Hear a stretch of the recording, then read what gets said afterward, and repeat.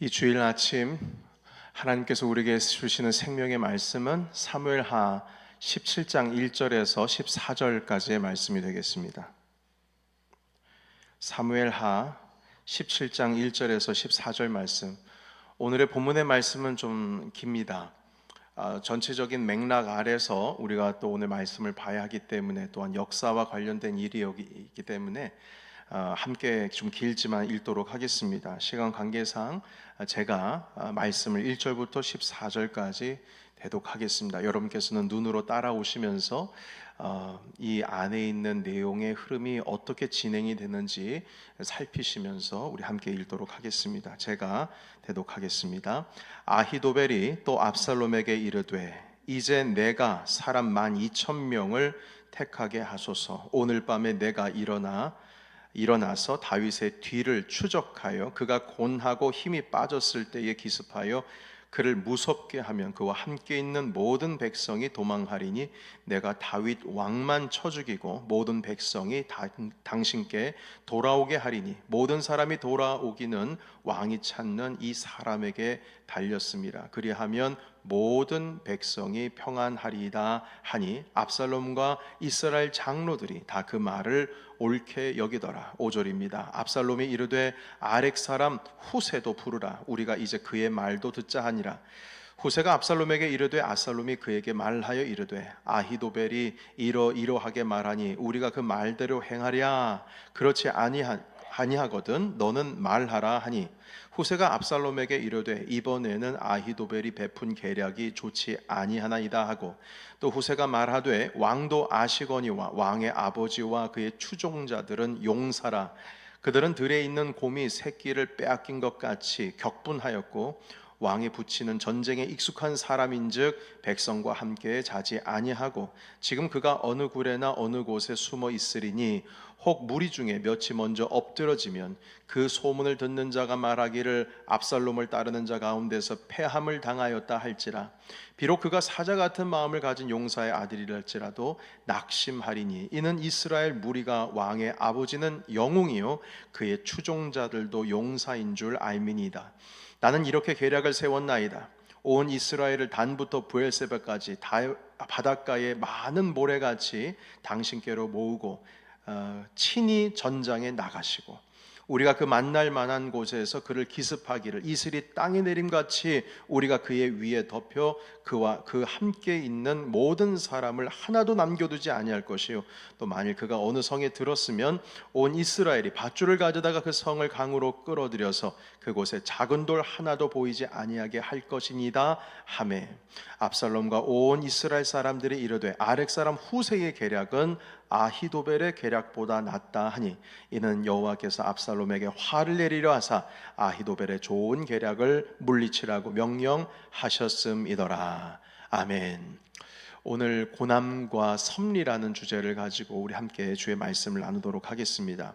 오늘 우리가 살펴본 이 17장에 있는 말씀을 보시게 되면 우리가 듣기에 좀 어색하고 익숙하지 않은, 친숙하지 않은 이름 두 명의 이름이 등장을 합니다. 첫 번째 이름은 아히도벨이라고 하는 이름이고요, 두 번째는 후세라고 하는 이름입니다. 이 두 명 아히도벨과 후세는 전쟁 전략가들입니다. 삼국지로 본다면 제갈공명 같은 아주 그 책략에 있어서 그리고 모사꾼이기도 하고 어떤 전쟁의 왕의 옆에서 헤드십 역할을 하는 그런 사람입니다. 압살롬이 드디어 피 한 방울 흘리지 않고 예루살렘 성을 점령했습니다. 이렇게 피 한 방울 흘리지 않았던 이유는 다윗과 그 신하들과 다윗을 따르는 백성들이 마음 먹고 압살롬을 대항하면 대항할 수 있었겠지만 전혀 대항하지 않고 순순히 물러났습니다. 그리고 지금 예루살렘 성을 이미 떠나서 한참 도망가고 있는 중입니다. 자, 압살롬은 여러분께서도 다 아시다시피 다윗의 아들이죠.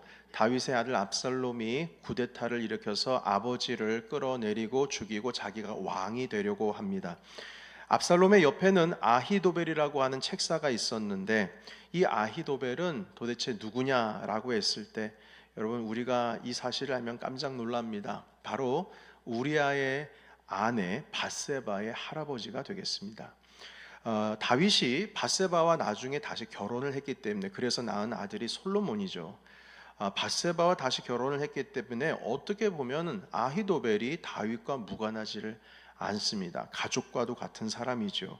자, 그런데 이름에도 불구하고 아히도벨이 압살롬을 도와서 쿠데타를 일으키고 다윗을 죽이려고 한 것은 아마도 밧세바와 그 가족들이 겪었던 그것에 대한 어떤 분노, 이런 것들이 강하게 그의 심령 가운데 가득했기 때문에 이 다윗을 무너뜨리려고 하는 마음이 아주 강했을 것입니다.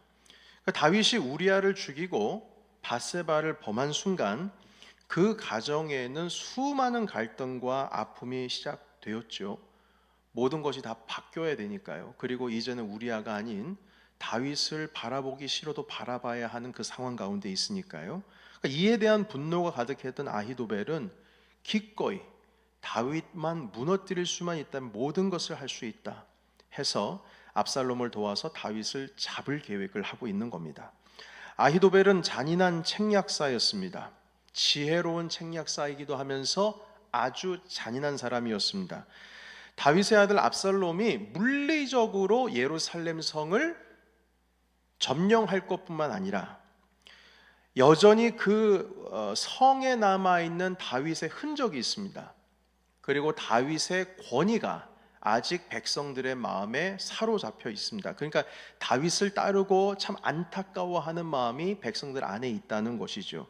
그것마저도 백성들의 마음에 있는 다윗의 권위까지 다 무너뜨리기 위해서 압살롬에게 한 가지 책략을 권합니다. 그것은 무엇이냐면 다윗이 도망할 때 예루살렘 성을 지키라고 남겨둔 다윗의 후궁 10명이 있었습니다.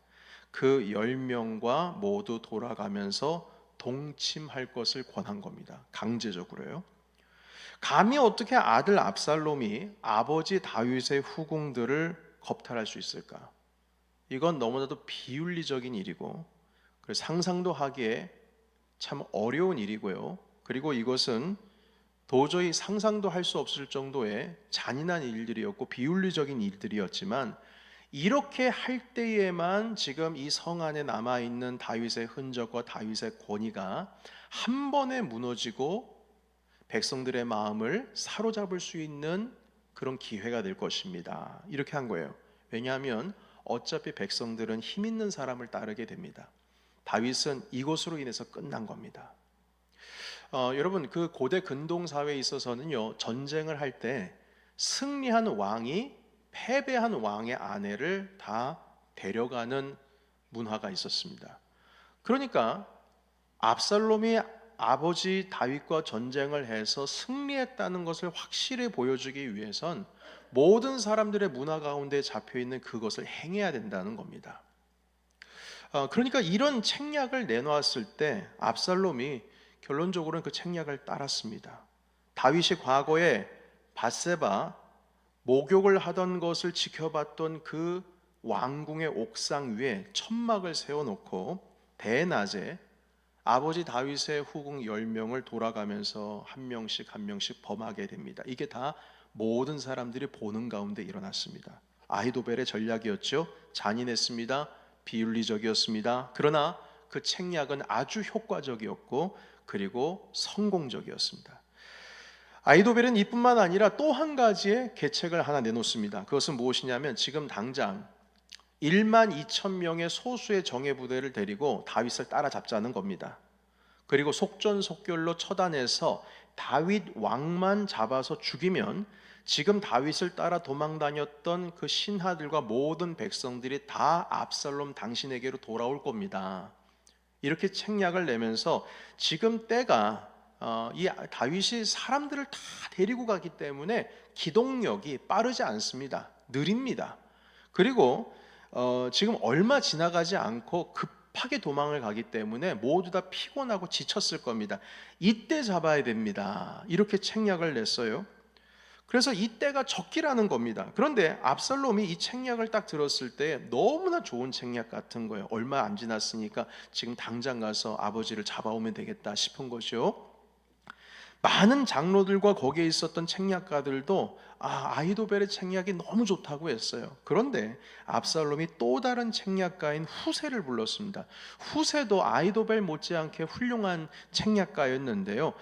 이 후세가 원래 본래적으로는 다윗의 휘하 아래서 다윗에게 책략을 제공을 했던 다윗의 부하였습니다.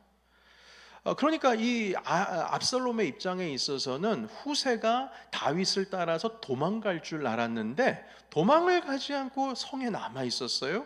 그러니까 후세도 머리가 돌아가는 거죠. 다윗을 따라가게 되면은 지는 사람을 따라가는 건데 어차피 나도 살려면 현재 있어서의 힘을 가지고 있는 압살롬에게 있어야 될 것이다. 그래서 남아 있는 게 아니냐. 그래서 압살롬은 오른쪽에서는 아히도벨을, 그리고 왼쪽에는 후세를, 이 두 명의 책사, 다윗 왕의 책략을 담당했던 책사까지도 내 편이 되었으니 나는 이기는 것밖에 없구나. 그래서 모든 백성들이 이걸 볼 수 있도록 했다는 거죠. 그런데 압살롬이 모르는 게 있어요. 그것은 무엇이냐면 이 후세가 사실은 다윗이 도망을 가기 전에 예루살렘 성에 남겨두었던 스파이였습니다.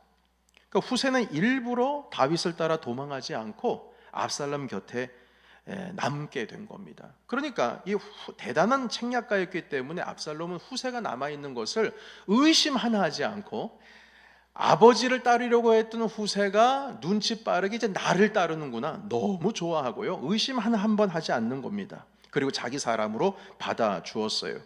그래서 후세가 다윗의 스파이였기 때문에 압살롬에게 자기의 책략을 내세울 때에 압살롬에게 도움이 되는 것이 아니라 다윗에게 도움이 될 수 있는 전략을 보여주는 겁니다. 후세가 뭐라고 말하냐면 다윗과 그의 신하들은 용사라는 거예요. 광야에서 이미 사울 왕 때에 십수년 동안 도망 다니는 것만 했기 때문에 어디에 무슨 굴이 있고 어디에 가장 숨기 좋은 곳이고 이거 다 알 수 있다는 거예요. 그래서 우리가 아무리 급습을 한다고 할지라도 다윗 왕은 스스로 자기 몸을 지킬 수 있는 사람이기 때문에 혹여나 자칫 잘못했다가 우리 용사들 중에 한두 명이 당하게 되면 우리들이 심리적으로 위축이 될 수가 있으니 단에서부터 브엘세바까지 온 이스라엘에 시간을 두고 사람들을 모아서, 군사들을 모아서 단 한 번에 당신이 직접 리더십을 보여서 나가서 출정해서 거기에 있었던 다윗을 따르는 모든 사람들을 다 전멸시켜야 된다는 거예요. 그러니까 이런 책략을 냈을 때에 압살롬이 비교를 하기 시작했습니다. 참, 여러분께서는 어떤 책략이 더 마음에 드십니까? 압살롬은 결론적으로는 후세의 책략을 따르게 되었는데요. 그 이유는 이렇습니다. 여러분 먼저 성경을 보시게 되면요, 1절을 보시겠습니까? 잠깐 1절을 보시면요, 아히도벨에게 압살롬에게 이르되 이제 누가 12,000명을 택하는 겁니까? 누가? 내가입니다. 이 내가가 누구죠? 아히도벨입니다. 오늘 밤에 내가 일어나서 다윗의 뒤를 추적하여, 여기서 내가 누구죠? 아히도벨입니다. 2절입니다. 그가 고나고 힘이 빠졌을 때 기습하여 그를 무섭게 하며 그와 함께 있는 이 모든 백성들이 도망하리니 누가 다윗 왕을 쳐 죽이죠? 내가 쳐 죽입니다. 누굽니까? 아히도벨입니다. 3절입니다. 모든 백성이 당신께 돌아오게 하리니 모든 사람이 돌아오기는 왕이 찾는 이 사람에게 달렸음이라. 이 사람이 누굽니까? 아히도벨입니다. 나한테 달렸다. 그리하면 모든 백성이 평안하게 당신에게 다 돌아올 겁니다. 제가 다윗 왕만 잡아가지고 죽여가지고 오겠습니다. 이렇게 얘기했어요. 그러니까 들어보니까요, 다윗 왕을 잡는 것도 아히도벨이고 모든 백성들이 다 자기에게로 돌아오게 하는 것도 아히도벨이고, 그러면 이 전쟁에서 결국엔 승리하는 건 누굽니까? 아히도벨이죠. 그러니까 압살롬이 봤을 때 물론 아히도벨이 나를 위해서 한다고는 하지만 뭐야 이거 자기가 잘 되는 거 아니야? 약간 삐딱하게 생각할 수 있는 겁니다. 자, 그런데 후세의 책략을 보십시오. 11절입니다. 같이 읽어볼까요? 11절. 자, 시작. 나는 이렇게 계략을 세웠나이다. 온 이스라엘을 단에부터 브엘세바까지 바닷가에 많은 모래같이 당신께로 모으고 그 친히 전장에 나가시고. 아멘. 친히 전장에 나가시고. 왕이시여, 이제 당신은 왕입니다. 새로운 왕인데 사람들, 온 이스라엘 사람들을 다 모아가지고 당신이 직접 나가서 다윗을 잡아야 그제서야 당신의 리더십이 굳건해지는 겁니다. 이번이 기회입니다. 아히도벨이 나가게 하는 게 아니라 당신이 직접 나가서 잡아야 됩니다. 이때에 비로소 당신의 리더십을 보여줄 수 있는 기회입니다. 이렇게 얘기를 했어요. 어떻게 됐겠습니까? 당연히 이 후세의 계략을 따르는 거죠. 그래서 많은 신하들도 그 이야기를 듣더니 그렇지 압살롬이 이 왕이 돼야 되니까 리더십을 보여줘야지, 이게 더 확실하겠다. 그래 맞아, 다윗은 용사야. 자칫 잘못했다가는 그 영웅 한번 건드렸다가 우리가 당할 수도 있어 해서 후세의 계략을 따르게 된 것입니다. 여러분, 이것으로 인해서 다윗은요 도망갈 수 있는 시간을 벌게 되었습니다. 압살롬이 군사를 모집하려면 적어도 며칠은 더 기다려야 할 것이고요, 이 때문에 다윗은 지금 현재 무사히 요단강을 건너서 피신을 할 수 있게 되었습니다. 만약 이 후세의 전략이 아니었으면 그날 밤에 다윗은 잡히는 겁니다.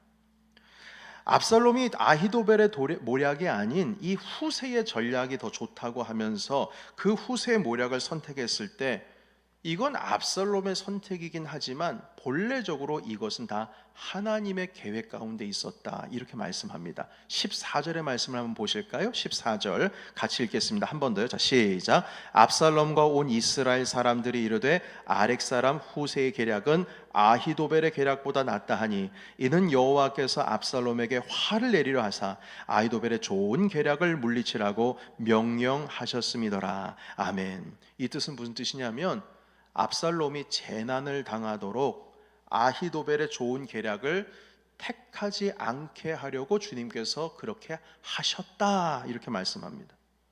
다시 말해서 아무리 지혜롭고 아무리 그 전략이 좋다 할지라도, 완벽하다고 할지라도 하나님이 막으시면 다 소용없다는 거예요. 아무리 좋아도 아무리 완벽해도 하나님이 한번 막으시면 소용없다는 거예요. 여러분, 지금까지 아히도벨의 도움을 받아서 이 반역에 성공한 압살롬이 갑자기 하루아침에 아히도벨의 전략을 버리고 후세의 전략을 따르게 된 건 이건 우연이 아닙니다. 바로 악한 압살롬을 심판하시고 다윗을 지금 보호하려고 하시는 하나님의 계획이었다는 겁니다. 아히도벨은 아무리 인간이 철저하게 계획을 세우고 이를 완벽하게 이룬다 할지라도 결국 이것을 이루시는 분은 하나님이다, 이 한 가지를 몰랐어요. 이 한 가지를 몰랐어요. 여러분, 아무리 사람이 완벽한 계획을 99% 만들었다 할지라도 1% 하나님께서 개입하셔야 된다라고 하는 이것이 없으면 여러분 99%는 다 무너지는 겁니다. 잠언서에 있는 말씀이죠. 아무리 주님께서 단 1%도 안 되는, 주님께서 개입하셔서 주관하셔야 된다라고 하는 이 명제를, 이 진리를 놓쳐버리게 되면 지금까지 한 수고가 다 헛된다는 것입니다. 여러분, 압살롬이 다윗성을 점령하고 얼마나 기뻐했겠습니까? 피 한 방울 흘리지 않고 아버지가 그냥 스스로 도망가니까 자기가 그냥 들어와가지고 왕이 될 수가 있었어요. 또한 이 아히도벨만 책략가로 둔 것이 아니라 후세를 또 왼쪽으로 책략가를 두었으니 얼마나 힘이 났겠습니까? 그러나 단 한 번의 잘못된 판단으로 인해서 이 사람은 결국에는 영원한 패배를 맛봤고, 영원한 패배라고 말할 수밖에 없는 이유는 이것으로 인해서 죽임을 당하게 됩니다. 아무리 전세가 압살롬에게 기울어졌다고 할지라도 결국에 하나님께서 수 한 번 딱 놓으시니까 결국에는 완전히 망하는 것 아니겠습니까? 사랑하는 성도 여러분, 아무리 우리가 지혜롭다 하더라도요, 하나님께서 마음만 먹으시면 우리의 지혜는 아무것도 아닌 소용없는 것이 됩니다. 곧 사람의 마음은 철저히 계획을 해도 모든 것을 이끄시는 분은 하나님이심을 우리가 인정해야 된다는 것이죠. 결국에는 하나님의 지혜를 구하는 것이, 우리가 스스로 완벽한 지혜를 구하는 것, 그것보다 나은 것이고, 우리가 완벽한 지혜를 구하기보다는 하나님 편이 돼서 하나님께 합당한 뜻, 주님과 어울리는 그 뜻을 구하는 것이 더 성공하는 삶이 되는 것이고, 그것이 더 지혜로운 선택이 되는 겁니다. 여러분 보십시오. 아무리 압살롬이 최고의 전략가를 옆에 두고 한 명도 아니고 두 명씩이나 두고, 그리고 모든 상황이 아버지 다윗에게 불리하고 나에게 유리하고 이제 다 이기고 이제 왕이 될 수 있을 것만 같았지만 여러분 결국 하나님은요 압살롬 편이 아니라 다윗 편이었습니다. 하나님이 다윗 손들어 주셨어요. 여기서 우리가 교훈을 배워야 됩니다. 그 교훈은 무엇이냐면 우리는 무슨 수를 써더라도 하나님 편이 되어야 된다는 거예요. 무슨 수를 써서라도. 그러면 하나님 편은 어떻게 할 수 있습니까? 하나님 편, 주님과 편 먹는 게 뭘까요? 그것은 무엇이냐면 무슨 수를 써서라도 하나님의 방법을 선택하는 것이 하나님 편에 들어가는 거예요. 그게 하나님 편에 서는 겁니다.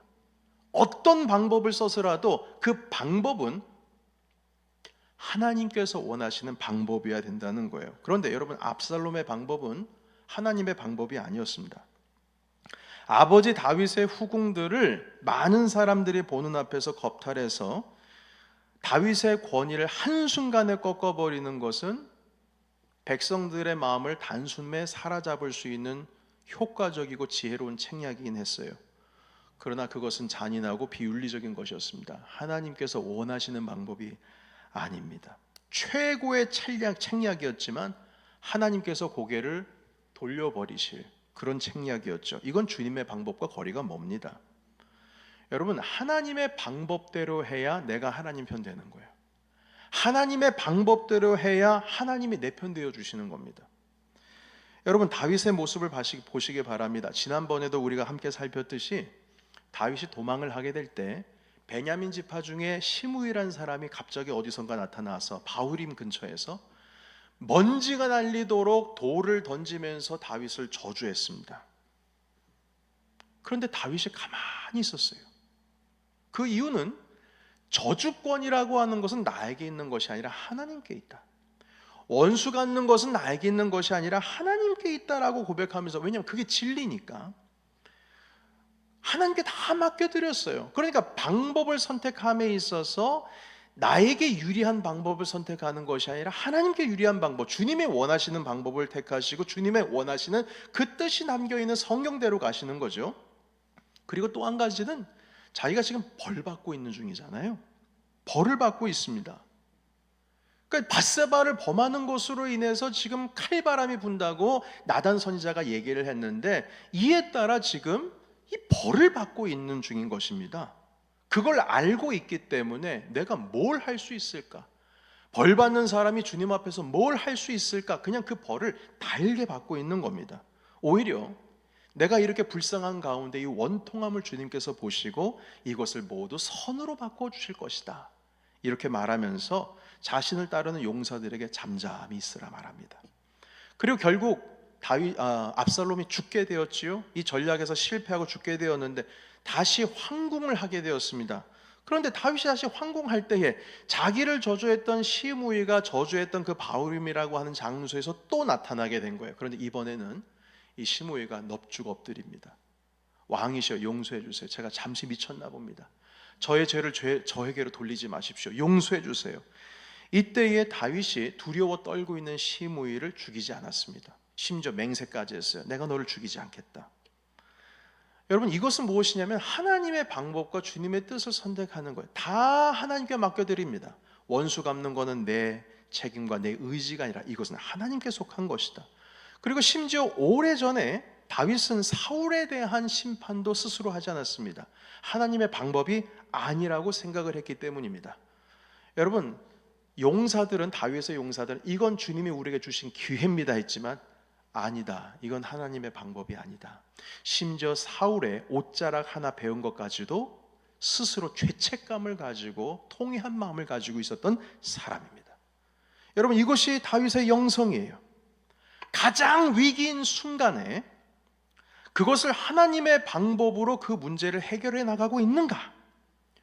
가장 내가 이 선택하는 가운데 있어서 너 뒤로 갈 수 있는, 뭔가 어떤 뒤로 도망을 갈 수 있는 그런 상황도 아닐 때에, 이 위기의 순간 때에 내가 지금 하나님의 방법을 선택하고 있는가, 그것입니다. 여러분 이것이 바로 다윗의 탁월한 영성을 판별하는 기준이 되는 겁니다.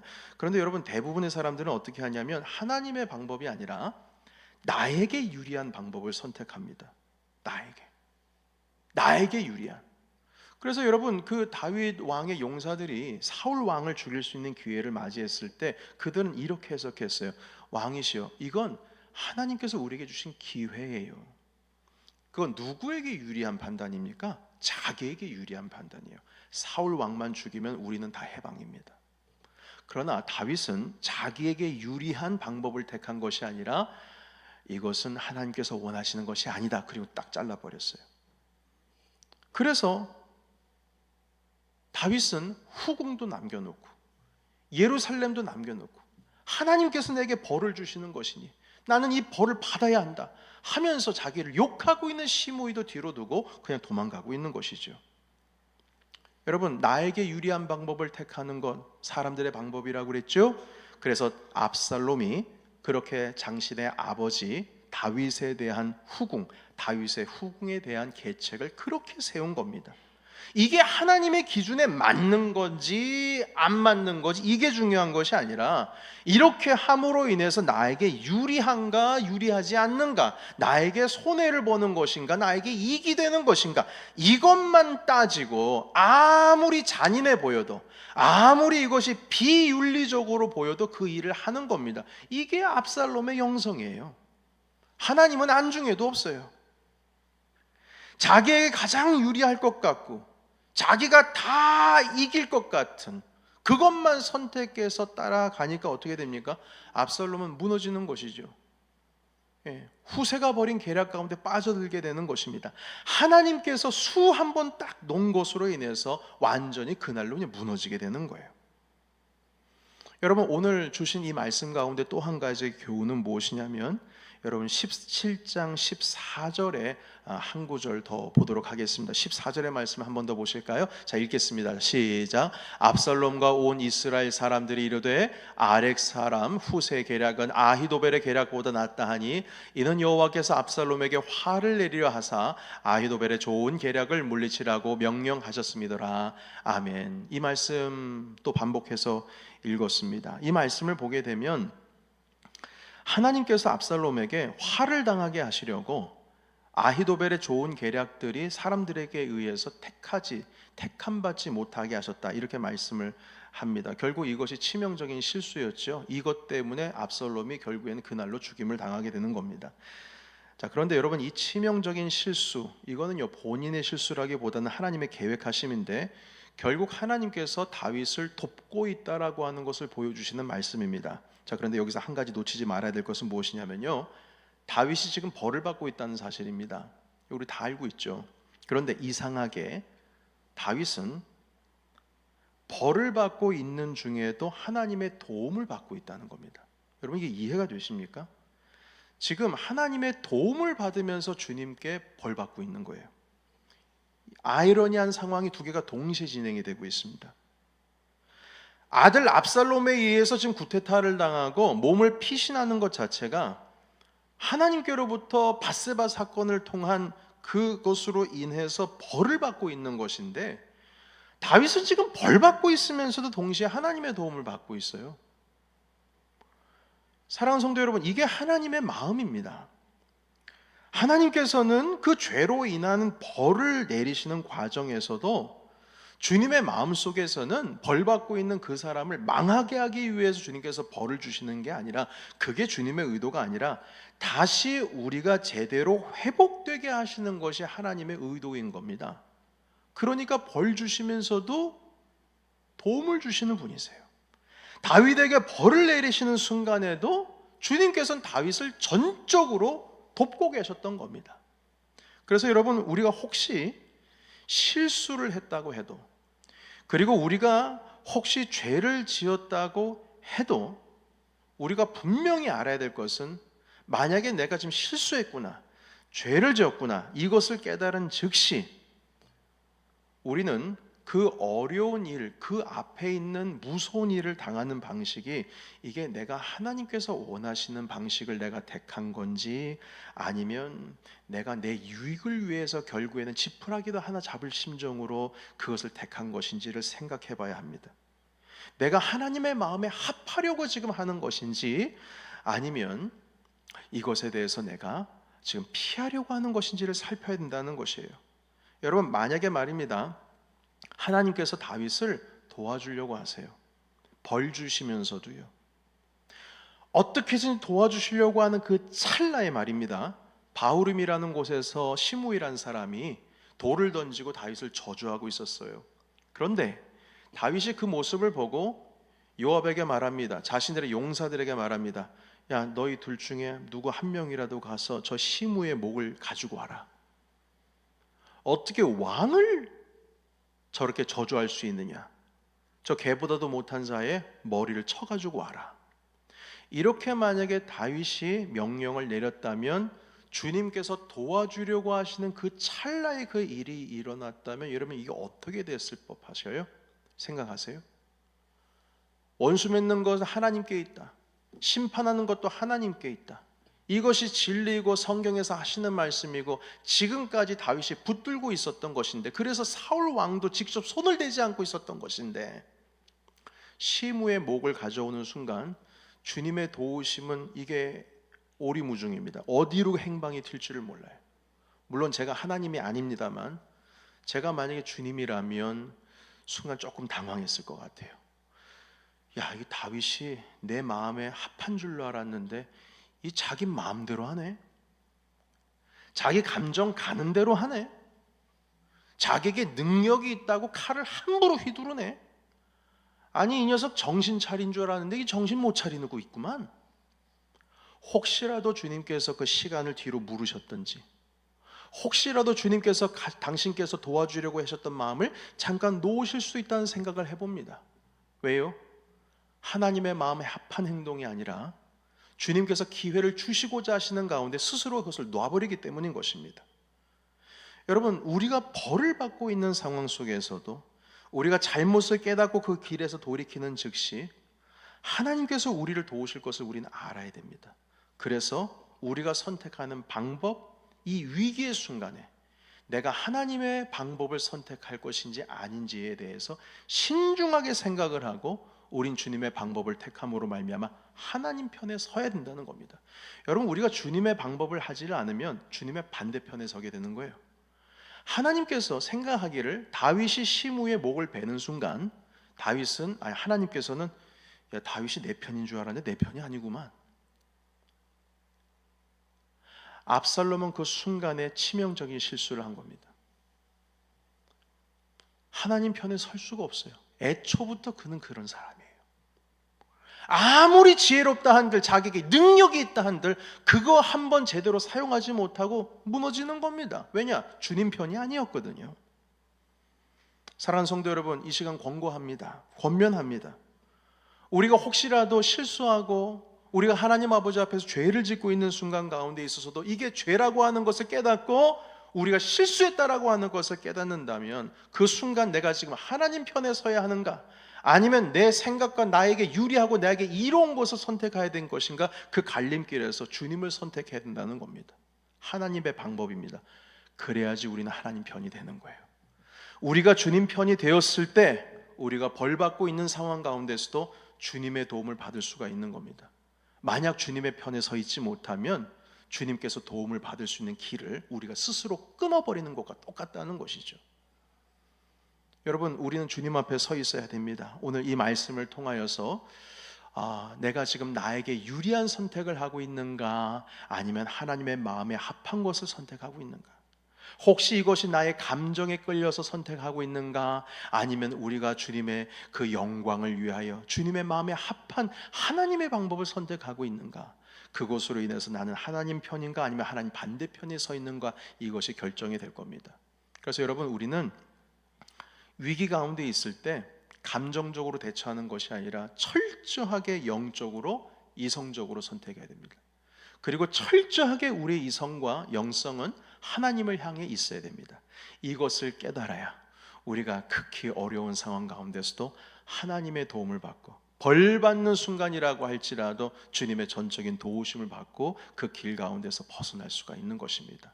여러분, 오늘 위기 탈출의 방법에 대해서 배웠습니다. 오늘 제목이 고난과 섭리인데요, 아무리 큰 고난에 있다 할지라도 하나님의 섭리는 다른 한쪽에서 움직이고 있습니다.